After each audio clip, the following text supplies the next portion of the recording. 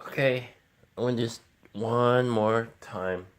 Gonna do a rough setup and gonna do it. Record that first, and then do a separate video and do like maybe a pre-release.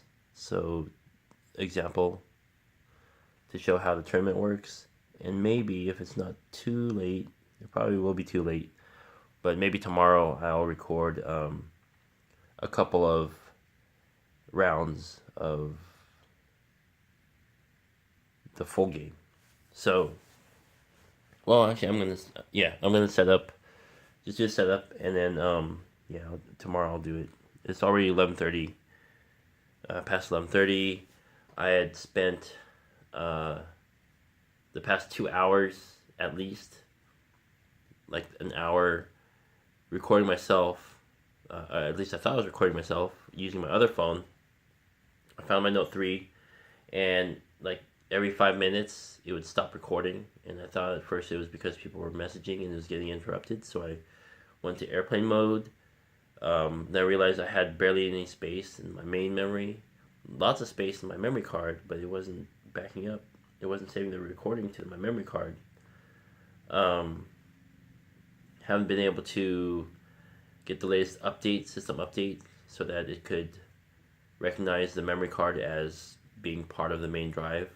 I think it's still on KitKat, where the memory card was separate. Or I think KitKat separated it, and then a lot of people got hacked off because they couldn't save to their memory cards, and so Google said, okay, well, let you save to your memory cards. So there's access again, but it was still being treated as a separate drive instead of the same thing. So you have to give permission for certain functions. Well, certain functions only save to the onboard storage. And my phone, my Note 3 only had 32 gigabytes. It was just about maxed out. So I think I got one clip of 15 minutes almost, and then it cut off. And I had been talking to myself for like 10 minutes already before I realized it wasn't recording anymore. So that was frustrating. So I spent the next hour and a half while I waited for my Note 5 to finish uploading my other video. Spent the next hour and a half freeing up space on my old phone. And finally I cleared the cache. It was supposed to, of all the apps, was supposed to clear up like 5 gigs almost, and the phone reset. So I went and swapped phones. Anyways, so I'm doing Millennium Blades, if you didn't guess already. And I wanted to do like a demo of Letters from Whitechapel originally, but I don't really know how to play the game, and I watched a couple videos of people playing it and explaining it, and I was doing other things, so I just really couldn't focus on it. So anyways, here's the basic setup. I have the main card deck from my storage solution. I have this sitting in a fat pack box. I think this is it says right here, Alara Reborn. That's how old that box is, if you guys know Magic. And I have the rest of the cards here in a card box. So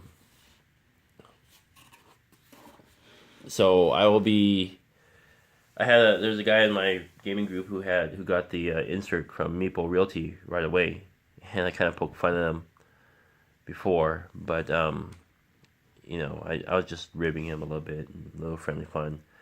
Now that the time is getting close, that because he and I were both backers of this game on Kickstarter, and now that Set Rotation, the expansion, is about to come out, and then the promo cards, the additional promo cards, which was the supplemental, the reprint of the expansion, plus promo cards for incentive for other backers to jump back on there, get sucked back into that backing addiction.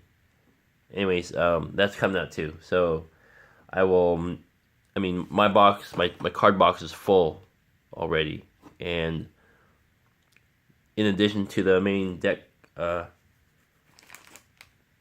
main store deck, I had the tokens shoved up in here. So this box was full too. I'm going to set up for a 2-player game. See, it goes like that. I'm going to set up for a 2-player game. And so I've chosen the green tokens and the orange tokens, fire and the earth. And I don't, in all honesty, I don't think I'm going to use all 4 tokens. I think the amount of tokens you get to play with is dependent on how many players there are. Since I'm only setting up for 2 players, I think I'm only going to get like 2 or 3 cell tokens. And what these do are there will be some promo special cards in these slots, and when you purchase one or when you acquire one, you'll throw one of your cell tokens on it, which means that you cannot touch that stack for the rest of the round, I think, or the rest of the game. I forget, but that's so you don't like hoard all the special promo cards. There should be enough for each player to grab one, I think. This game maxes out at 5 players over. So this is where you'll purchase cards, and actually there should be, I think there should be some cards set up here too. So ideally this deck would be sitting sideways, but because it's so tall, because I sleeve them all, they're not going to really stay put. So so there should be, yeah, actually we could do it like this because it'll lean back a little bit because I have a playmat underneath. So there should be cards here, right? And actually I should have my cards first. I think I should draw cards first, but we'll just do it like this. And you know, I haven't touched this in a long time, this game, so, and I've only played it a couple times since I've had it. So I might actually be doing this wrong. So bear with me, but I'm gonna do it like this for now, just at least so we'll have something pretty to look at. So there's those cards, and this, I had this just to cover up the top of the deck, and then I have one to cover the bottom so there wouldn't be any spoilers. Because this is the store deck I'm going to be using for when I play this weekend, and I'm probably going to be able to take out like this many cards for my two round demo, and that's a ballpark figure, maybe more, who knows, but there are all these in here, so even if I looked at some of them and I shuffle them back up, it's still going to be a great surprise and going to be a lot of variety for when I play this weekend, because I don't want to have to reshuffle in all this other stuff over here. I spent like a good half hour or so setting that store deck up, and should be good to go for a few plays at least. And then let's see. So this is the aftermarket deck. So this is for when you open up these boosters and you decide you don't want the cards or whatever cards you have in your hand and you want to sell them. You sell them to the general market. You get your money, whatever the value is. Like these are like value 3, cost 3,000 Millennium Bucks each. So you'll get that money back. There's no depreciation. You're just gonna get that money straight back from the bank, and then the cards stay there, and then the other players will have an opportunity to purchase them at face value. So, well, if you see up there, it says it's the star value is you trade the card in for the star value, which should be the money, and then you'd pay that same amount to get the card. So you flip them up. I'll flip this one up. This is one of the base, the core deck, so it's like a common card or a low rare. So there, well, it shows the value. It shows a 3. That's how many points it's worth, I guess. But this is how many points. But this is also the cost of the card. So here they're hidden. Pardon, I'm a little congested. Here they're hidden But then over here, when they go to the aftermarket, you'll be able to see the star value, and then you'll be able to purchase them for that amount. Okay, each player starts out with 15,000 bucks. The very beginning, if you're doing a pre-release, you will be ignoring character powers. So I'm gonna follow how at least one person did on the video, that they're not even gonna hand out character cards in the first round. If you're gonna do pre-release, because it's too distracting. I had passed out decks and characters, and I told my friends to ignore those. We'll just be playing straight through. And then they brought it up, and I totally forgot that we're disregarding it. Either they brought it up or I brought it up, probably me, and then they just sort of followed suit. So I'm not even gonna bother with decks or cards. In the pre-release, we're just gonna figure out how the cards work together, and that's it. I also mentioned too that these look like tarot-sized cards, and they have tarot sleeves, and they're not. They're too long. Here are the tarot-sized sleeves. Try not to advertise, but we all know who makes them.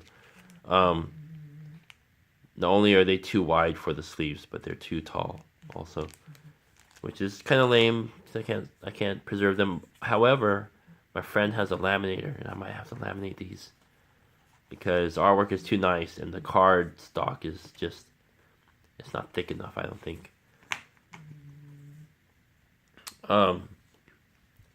Especially when you play, we're going to have a potluck, alright? I'm throwing a potluck, so there's going to be food and sticky fingers and all sorts of things that you really wish you could have laminated cards for. So, alright, so it's been like 12 minutes, so I'm going to go ahead and get started. Let me get a video going. I gotta have something going while I'm doing stuff. So hopefully you won't hear it. If you hear people talking in the background, it's because I'm watching or listening to a video off screen. Let's do this. I gotta get some water. My throat's dried up.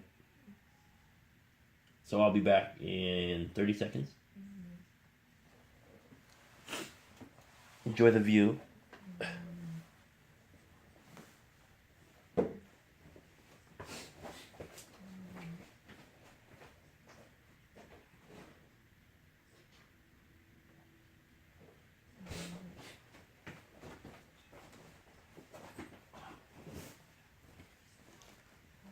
Okay.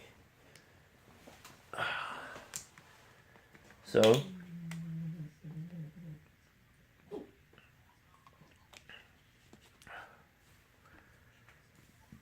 you get to learn as I learn, as I relearn this. Okay.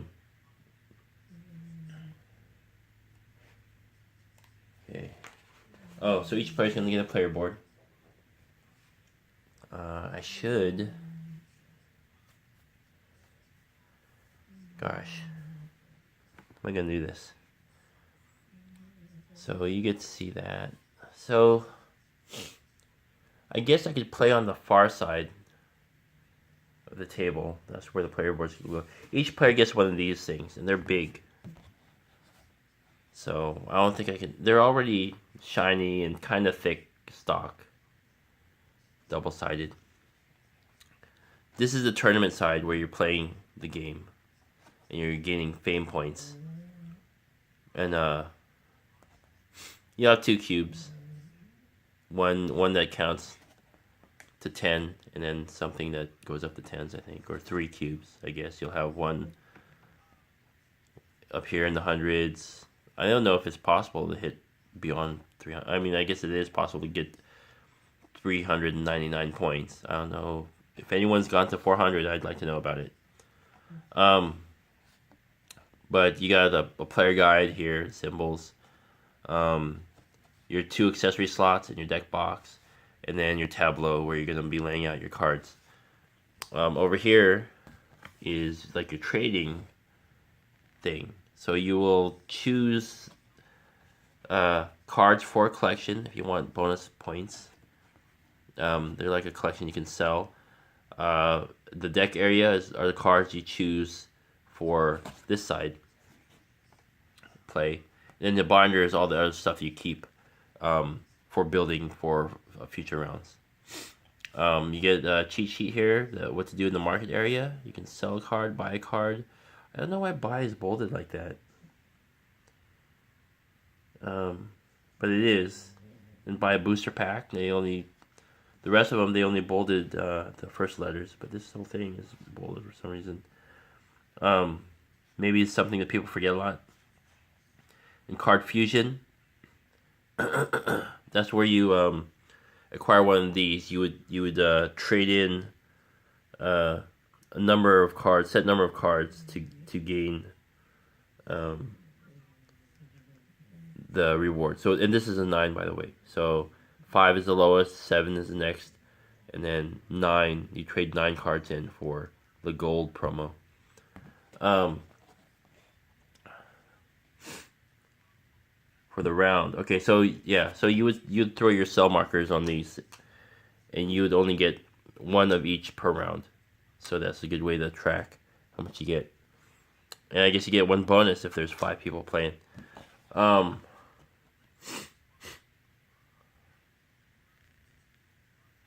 Let's see.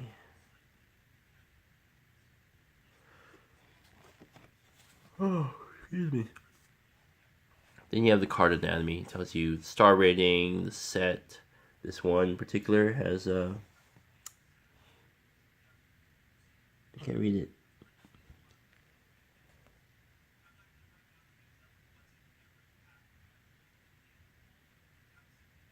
Whatever. I can read some of the words, but I don't know why it's not as legible here as this would be on the card. That's almost like the same size as an actual card. It probably is the same size as the card, but the print is not as good. Anyways, so you have the element. This one is fire. The type, which is a gear, whatever gear is, and then the rarity. I don't know if that's rare or not. So, oh well, it's here. So, it's the gear is a construct, and then the rarities expansion. You got the core expansion, which is not that great. Premium, master, bronze promo, silver promo, and gold promo, which I guess would be the ultra rare cards, or the mythic rares. I don't remember if there are unique cards in Magic. I think there probably are, but that's more for collecting than anything. Then you have the special effect. Cards are played to either flip or give multipliers to cards adjacent to it and whatnot. That's really the basics of the gameplay. So let's go ahead with the setup. I will set 2 player mats on the opposite side of the table, and I will come to here to play hands right in front of the camera. Actually, we'll do opposite sides, so I'll set that there, and then another one I will set over. Maybe it's time I learn how to use multiple cameras. Okay, so we'll have a player over there. We'll have a player over here.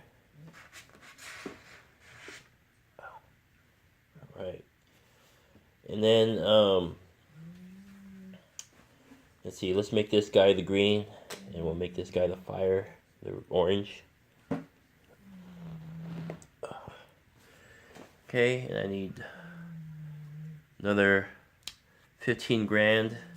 So obviously I'm not going to be able to do a timed play. I could, but I don't have the setup that Rado had, where he has both sets of cards in his hands. I guess I could do it that way, but let's do it kind of the hard way, just for the heck of it.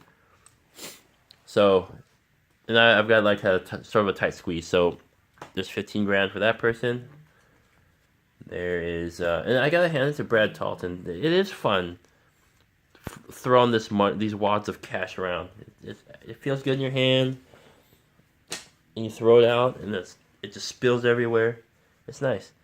Um, Here are the cubes. So it looks like we get 3 of each. You know, I won't bother with it right now because I don't want to lose them. They're small cubes. I can probably get something fancier. I've got extra tokens, like maybe authority tokens from my Euphoria game, because I got the Kickstarter edition. So I don't need the cardboard ones. Maybe I'll use them for this. We get little stars. Who knows? But then again, the track is really small, so cubes is probably all you get, which is, I don't know. I don't know if they're lame or not. I think there's a better tracking system. Maybe dials or something, right? For each player. I've seen them. I've seen them for like the Lord of the Rings game, the card game, the living card game, and then I've seen them for like what is it? In the Netrunner universe. There's a game. It's not Netrunner, but there's a game, Infiltration. They have the dials too. Why couldn't we do that for this game? Even my friend has a game. He got on Kickstarter, some war game. He got dials for that too. Ugly little ones, but they work.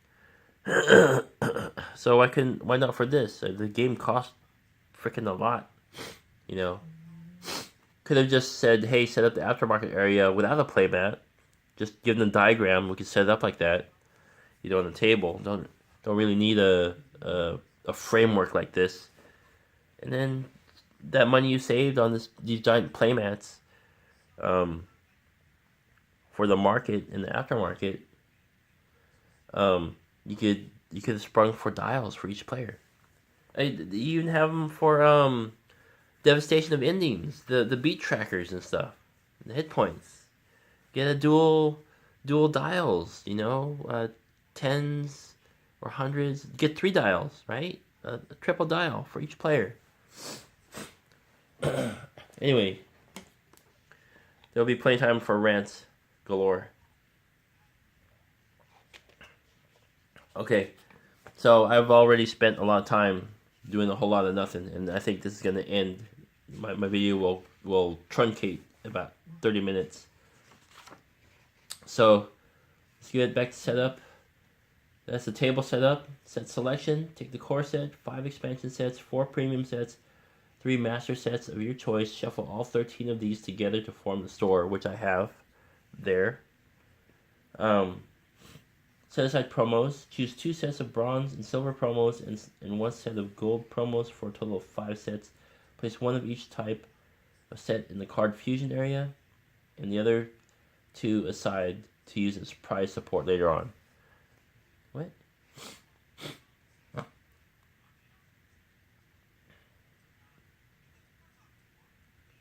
One of each type. Yeah, okay. So you'll have prize support, or like consolation prizes, of bronze and silver for after the tournaments. So 1 of each set there, and then set the other 2 aside for promotion. Then you set up the metagame. You'll shuffle 2 stacks of metagame cards separately and place them into their slots in the aftermarket board. So that's these things right here. Then you distribute the starting items. Give each player a starter deck, either randomly or of their choice. 3 cards from the top of the store deck, a character card, either randomly or of their choice. 3 cell markers of a color, 4 if there are only 3 players. Oh, okay, so if there are less than 5 people, or less than 4 people, you'll get all 4. So you get to reserve more if there's less people. And then and 6 friendship cards of their character. Set up a bank of Millennium dollars where players can reach them, but where they won't accidentally be mixed with be mixed in with a player's own possessions. There's a backer bonus promo rule. Oh, I didn't spring for the extra money. I'm sorry, Brad. This is an awesome game, but all you guys saying, "Oh, give us a ton of money, you could have a likeness in the game. Yeah, this is for the super vain people, I guess. But if they get the money, why not? And playing without characters in your first game, you may choose to leave out character powers. In this case, players should still pick a character, but ignore their character's deck building and tournament. Yeah, so I'm gonna leave that out because people are gonna want to use the powers. Yeah, we're advanced enough. We can get it. Yeah, don't believe them. Some people might be able to do it, but most people they'll use it. They'll probably misuse the powers because sure that they'll be sharp enough to incorporate them, but is the teacher, me in this case, is the teacher capable of maintaining the knowledge of the rules while these brand new people use the powers? For me, no, because I didn't know the game well enough to leave them out of the pre-release or to ignore them. So that kind of screwed us all up, among other things. So this is really the basic setup. Each player is going to get 3 cards off the top of the store deck. And I'm going to do it like this. I'm going to shuffle them. Actually, no. That's not right. So this person's going to get those 3, and this person's going to get those 3. Then each person's going to get a deck of cards. I'm just going to grab them randomly and a character. And that's it. That's the basic setup. And the store, I'm going to leave that the way it is, but I believe now that that's probably not how it goes. Yeah, that's the basic setup. I also have these bonus tokens set out. I pulled out 30 of them. I didn't pull them all out because I don't think for a 2-player game, and plus I'm only going to do 2 rounds, I don't think I'll need all of them. They're 1s on one side and 3s on the other side. So that way you don't have to. So technically they're a potential 90 points out here. So I'll stop there. Stop to be there. It's like 27 and some minutes. I'm gonna pull out the decks, and then I will fake some card buying, I guess. Yeah, I mean, it'll be real card buying in the game, but it's me by myself. So, yeah, in my throat, my voice is getting hoarse. So, stop it here, and we'll see you again in the next video. Thanks for watching.